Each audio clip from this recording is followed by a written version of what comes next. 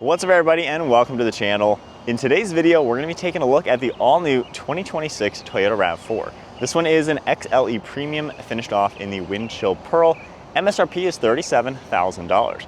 Big shout out to Flow Toyota of Statesville for providing this new SUV for today's video. Take a look at their website linked below. Let's get right into the newest Rav4, see what it has to offer. Underneath the hood of the all-new 2026 Toyota Rav4, you're going to find a 2.5-liter inline 4-cylinder naturally aspirated engine. Now, these come standard with a hybrid drivetrain. Plug-in hybrids are also available. This particular model is front-wheel drive, so net horsepower is 226. The engine makes 163 pound-feet of torque. This also has a 14.5-gallon fuel tank. Curb weight is 3,700 pounds, and you're going to expect 47 miles per gallon in the city with 40 out on the highway. And then max towing capacity is even 1,750 pounds. The overall length is 181 inches with a wheelbase at 105.9. Width is 73, height is 66.5, and then overall ground clearance is around 8.1 inches. Now on to the styling with the all-new 2026 Rav4. I really like just how much more modern it appears than the old one. You have these really cool headlights with a silver trim in the upper and lower portion, LED headlight, incandescent bulb for your turn signal still. You're gonna get this cool hammerhead shape in the upper grille, Toyota badge, a nice gloss black connecting bar from one headlight to the next. The upper grille has a really cool style with these body colored openings. You have forward facing parking sensors, just some black trim on the side, and then just some black trim for the lower bumper. More openings throughout the center. And overall, I think it comes together very well. It looks really cool with this slightly boxy style to it. I really don't have any complaints with how everything looks. You have these sharp lines throughout the hood as well, cutting right towards the windshield, and it really just complements this all new style. You're gonna see more of that plastic black material for the fender arches in a nice angled style. We have a good looking set of 18-inch wheels, split 5-spoke in a nice gunmetal color. And then you can see just a sharp line around all that, cutting towards the side now. You're going to see black plastic trim for the lower, and then I love that sharp line that cuts all the way up towards the rear fender. We still have body colored door handles, and I love how this pearl white really looks great. You got gloss black on the mirror cap, LED turn signal integrated, and then all black trim throughout the windows. You have this little black trim underneath that A-pillar, and then it also has one towards the back to kind of make the roof line look like it's floating. We have gloss black roof rails, and then for the side profile, very similar to the outgoing Rav4. So just a nice compact style with a good looking footprint overall. And then once again, I love how those sharp lines cut towards the rear end of this car. You got a really sharp line cutting from the roof line through the taillights into the lower rear bumper. And we just have that finished off in the black plastic material. There's more rear facing parking sensors along with reflectors. All of your badging, Rav4 spelled out. Nice looking LED taillights that are all integrated very well together. We have a third brake light integrated into the upper spoiler, and I think the overall style really does come together. It's a great looking modern Rav4 with all the right angles. For the key fob, we just have some gloss black on the back with Rav4 and all of your basic buttons as expected. I can go ahead and lock the car, and when you go up to it, you just grab the handle, it automatically unlocks, and we can check out this black SofTex interior. Now for the XLE models, you are going to see harder plastic up here. XSE models are going to have a soft touch and a very premium vinyl. This one's a little bit more basic. It is still padded for the whole insert as well as the armrest. You have a large grab handle storage area, your release handle, and all your basic controls. You got storage down below, Rav4 on this nice carpeted floor mat. You have the smooth SofTex with this nice perforated design throughout the whole center. And you can see that making its way up towards the headrest. Flipping around, we got a 3-spoke steering wheel finished off in this nice black color with a little bit of dark trim.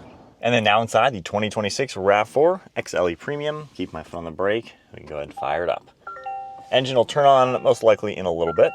You're gonna get that nice satin silver Toyota badge. Cruise control settings are all on the right with your distance pacing, lane keeping, steering intervention. And then on the left side, we have screen controls, voice commands, and audio.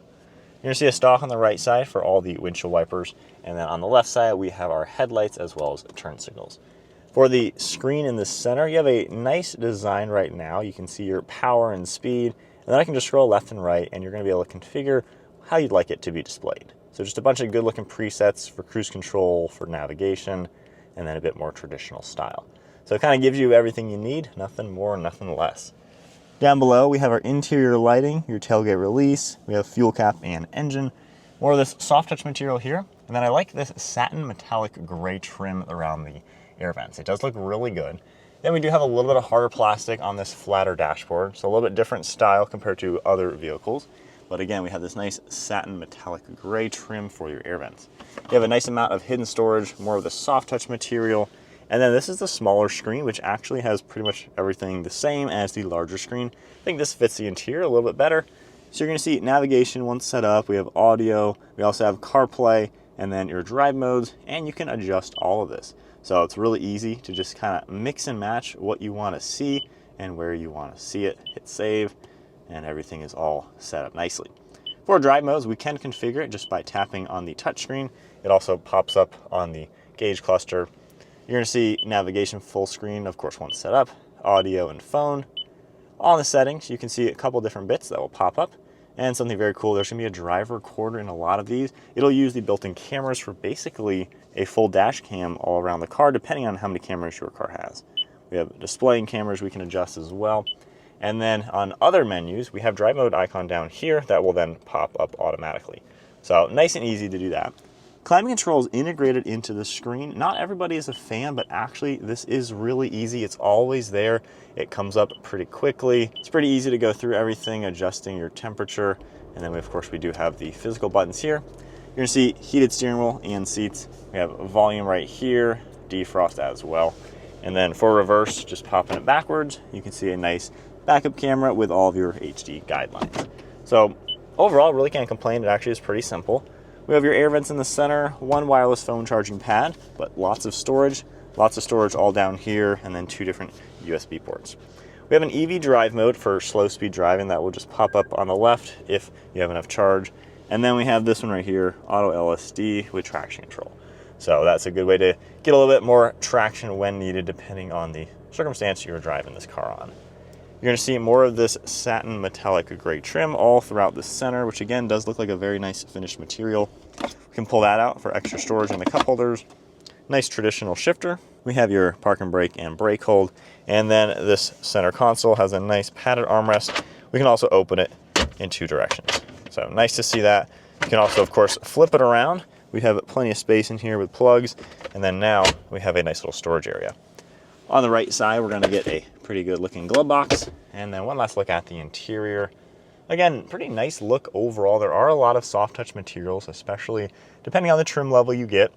Standard headliner for this one, we have a very small sunglass holder. And then you're gonna see the SOS button and a basic manual mirror. Onto the rear seat space now, just grabbing the door handle and opening it up. Door panel's finished off just like we saw up front with the harder plastic, but then all this soft touch for the center and the armrest. We even have that same large grab handle with storage. Back seats are gonna be all identical, of course, with the same perforations in the center. This can seat 3 people. We also have an armrest and cup holders right in the center. There's gonna be rear air vents. We have 2 USB-Cs, and there are storage areas behind each of these seats.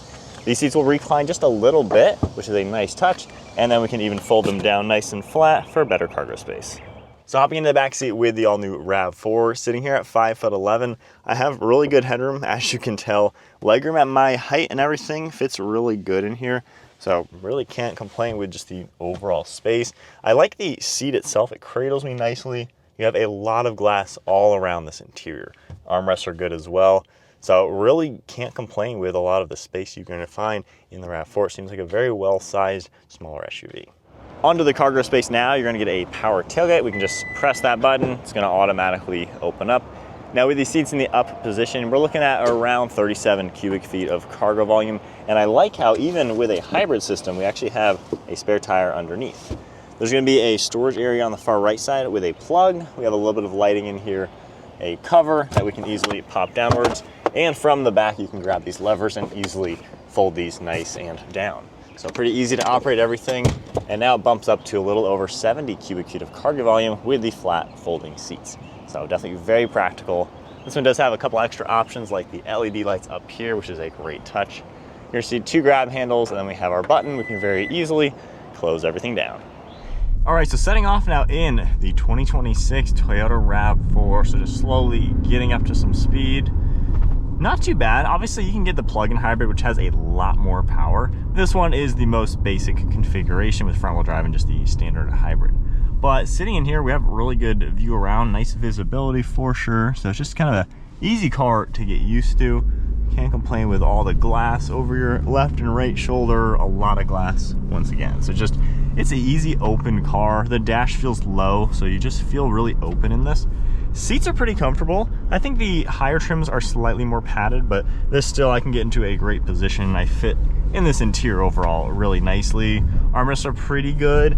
The way this moves does make it feel a little plasticky when your elbow's on it. That's probably my only complaint really with the interior. Just, I'm not actually a fan of that. I'd rather just have a typical one.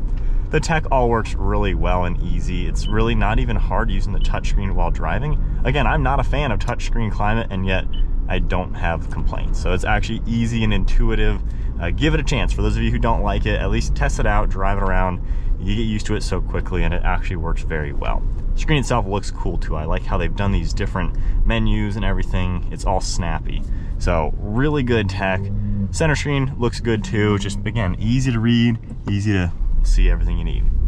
Now, driving in this with the hybrid system, you don't really feel and hear the engine too much kicking on. However, you definitely hear the engine when accelerating. But the hybrid system's pretty good in here. It's relatively smooth.